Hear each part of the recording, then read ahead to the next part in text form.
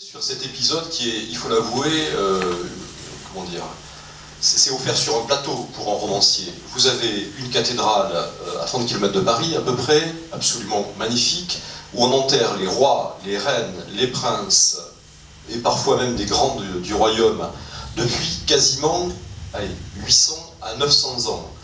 C'est plus une cathédrale, c'est un cimetière à ciel ouvert. Et à l'intérieur, vous avez tous les rois de France, je dirais toutes familles confondues, Bourbon, Valois, Capétiens, tout ça par strates successives qui s'enfoncent dans le sol. Bon, à part le Panthéon aujourd'hui en France, on n'a pas fait mieux.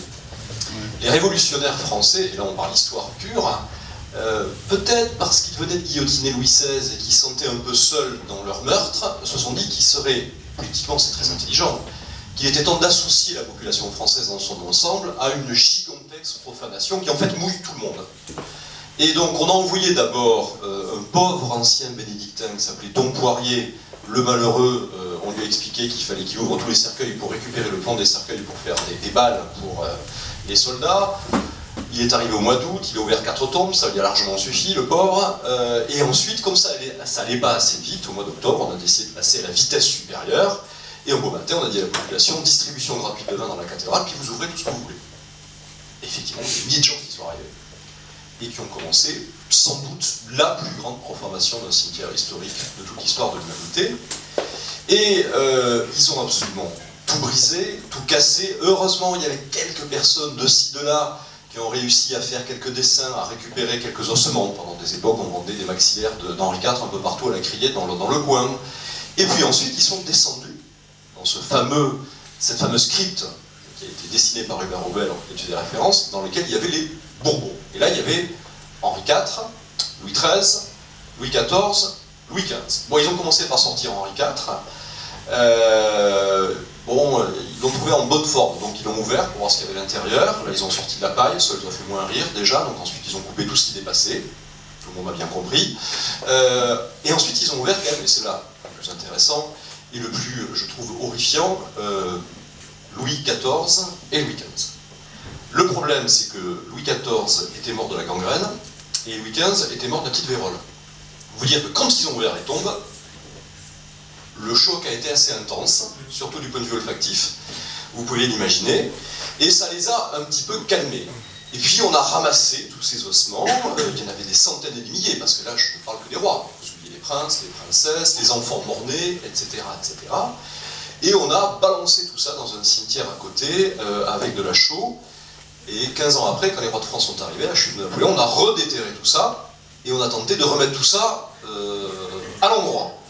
Bon, autant vous dire que les techniques à l'époque, d'analyse post-mortem étaient peu évidentes. Donc, aujourd'hui, les spécialistes les rouvrent de temps en temps pour voir un peu comme ça, et on a des surprises qui sont absolument mirifiques.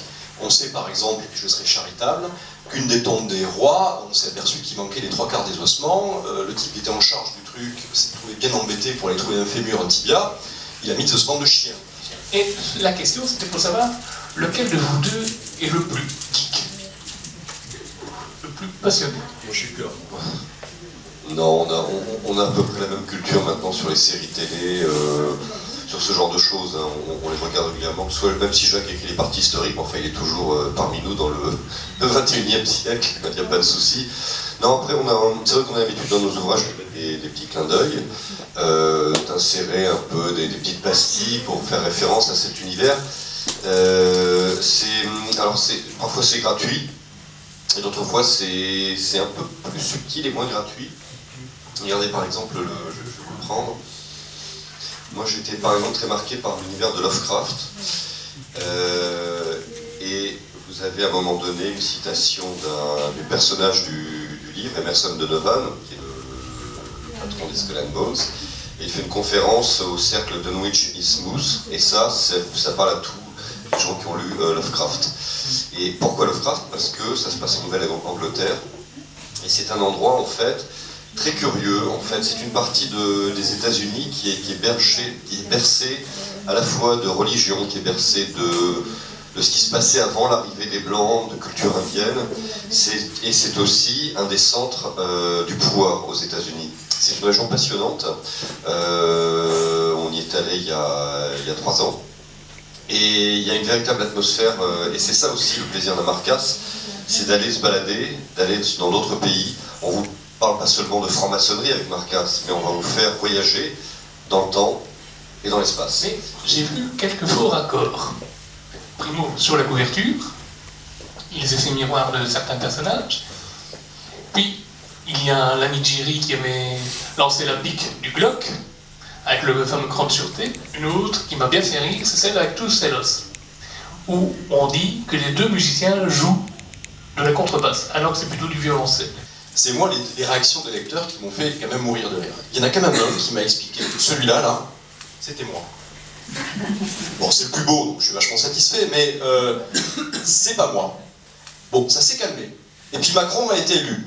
Et là, on m'a expliqué, c'est Macron. Bon, j'ai appelé Emmanuel, je lui ai dit, je suis désolé, vieux, t'es sur mon bouquin, t'en veux pas, t'as gagné les présidentielles, c'est grâce à nous. Il m'a dit, ouais, super. Et puis Macron a fait ce fameux signe. Avec les mains, alors là, Dieu sur terre. 2 semaines avant l'élection du président de la République, c'était pas très difficile, hein, on a prévu l'élection de Macron et qui ferait le signe. Et je te dis pas avec la pyramide du Louvre derrière. Alors là, c'était la totale. Donc, il y a les raccords qui sont des erreurs, ça existe.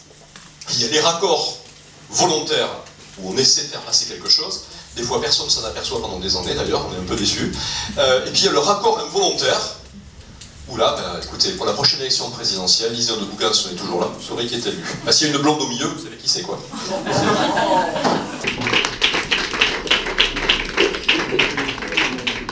Bonjour.